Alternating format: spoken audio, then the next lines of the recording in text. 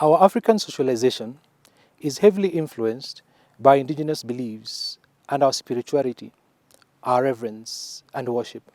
At least mine is. I grew up with a working balance of both. When you face any challenge in life, it is common to look for a tangible solution. For instance, when you're sick, you go to hospital. When in a financial strain, you borrow, or perhaps when something is broken, you fix it or call an expert. What then happens when all our efforts seem not to bear fruit, when it all seems stretched beyond help? When we loop in our beliefs and experiences, we hook in faith and hope that it's almost imperceptible, it's automatic. Or do we? As an adult with an acquired disability, I grew up without ever knowing what disability or sickness meant. When I activated my spiritual life, I became keen not only to the inadvertent abuse around me. I thought I was hell's progeny. I had a sense of not belonging towards my family. I cleared my high school and thought freedom. I was finally going to get away from it all. I was going to the States for further studies. Just as I was working on my college applications, I started getting unwell. I woke up one morning with what I thought was a swollen tooth. Upon further investigations, I was made to understand that it was Bell's palsy. My mouth had moved to one side of the face. I shelved my ambitions to get my health in order, but the situation only got worse. I went from doctors to doctors, hospital to hospital, until all our finances and knowledge were drained. So started my new life, what I like to call my new normal. Paralysis started ascending from my lower limbs all the way progressively to my waistline. We had no way of seeing a neurologist. I resigned to my new life. I was destitute, depressed, and heartbroken. This was a life that now had started afresh. Just then, and my disability as it progressed, I started getting very, very nasty pressure sores. I remember I could put my entire palm into my flesh as I dressed my wounds. I reeked of rotten meat.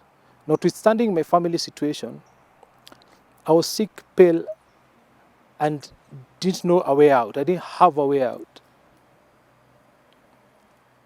But I had a dream of wanting out. I just didn't know where to start. After several operations and a procedure called a flap rotation, the wounds were finally in control. During one such hospitalization, I met this German missionary. She took me out of my family situation and housed me. I was human again. God had sent an angel. See, with hope, there's always something to hope against. Hopelessness. When I got this hand up, hopelessness and depression were by my side. But I had to decide to hope in order to see this hand. My hope had wasted like my lower limb muscle. I see hope as a muscle. Exercise is a must. My hopes and dreams had faded away, but it didn't matter. At least it was there. It was just a matter of hoping or dying. 3 fundamental principles that I have drawn from a new normal. There's still hope in humankind. There's still goodness and kindness in people. In this world that sometimes feels too callous, busy, and merciless, I did receive kindness. Question is, are you willing not only to be hopeful, but to offer hope? Secondly, I have learned to be patient. This I have to admit is a steep learning curve for myself, and it's still a challenge. Many of the times I've been angry at a world which I've thought is a world without mercy. Sometimes our default frustration mode is anger and desolation. Hope simply demands patience. Thirdly, I have learned to be adaptable. Living horizontally in a vertical world has taught me to find my feet in situations. It's not common or always, for that matter, the situations will line up for us. We simply have to adapt to settings beyond our immediate control.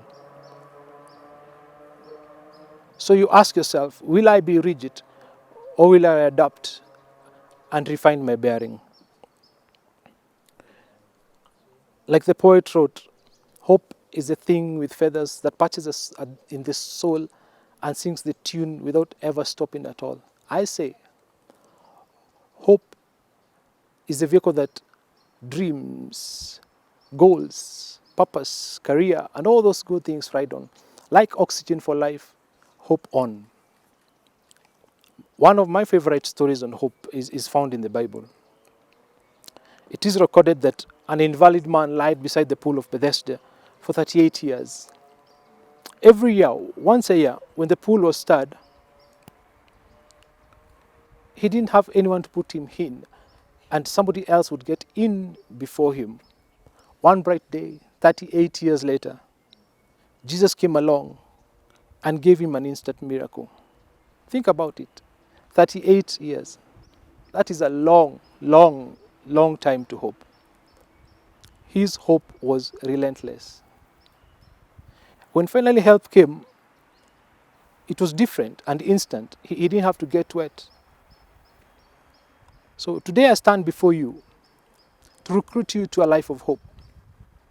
I've learned about faith and beliefs, but without hope, all that was taking me nowhere. Hope is stubborn. Hope is relentless. Hope looks like you. Thank you.